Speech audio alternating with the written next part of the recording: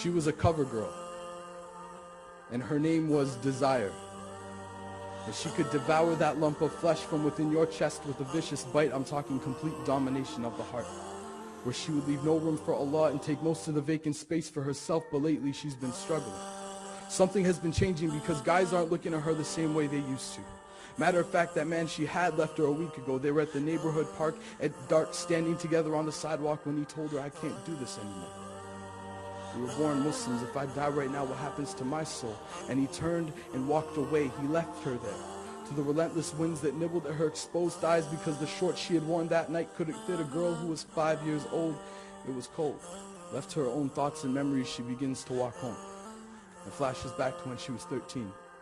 2 days after 9/11, the world came together and started dialing 911 emergency calls, calling out for help, publicly denouncing the religion, saying our ummah at large is a threat to the world, and they pointed the finger at her.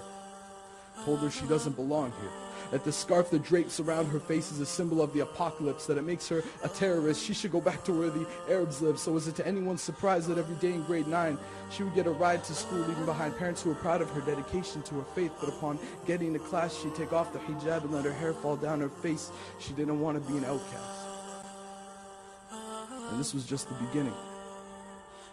Because at the age of 16, she started collecting glamour magazines. Wasn't sure who she was in regards to her identity, but it says here that maybe it's Maybelline.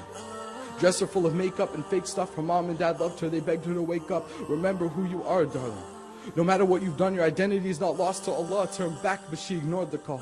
Continued on her free fall into a deep desire and love for this all the world, which grabbed her by the throat, had her spiraling into emptiness and confusion. The voice in her brain begged her, please, make it stop, and she wanted to. But the evil forces had battled away all conviction of good, so her attitude was that of ingratitude. A once faithful hijabi, swallowed whole by this multitude of societal issues, and when she thought it couldn't get any worse, she met a boy. He was everything she ever wanted. He was perfect, flawless.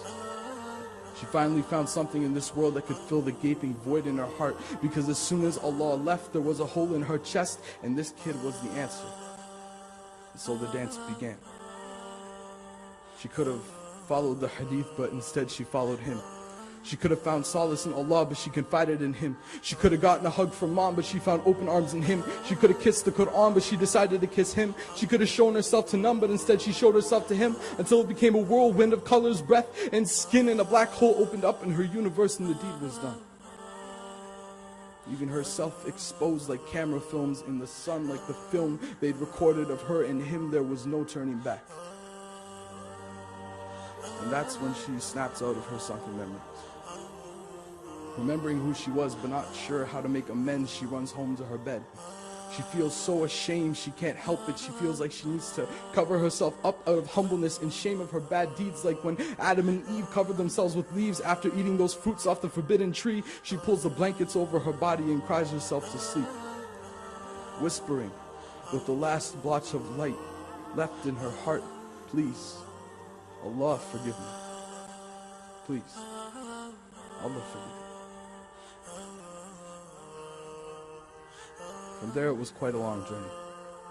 Asking forgiveness from her parents, going back to prayer. She lost all her friends, but their souls were transparent anyways, and she knew it. She needed structure, but it's hard to do. So every time she feels like going back, she remembers. She was a cover girl. Now she's a covered girl. And those clothes suit her well, and that hijab is her shell, because she is its beautiful pearl, a covered girl. Her name is admired, and she fears Allah. Jazakallah khair.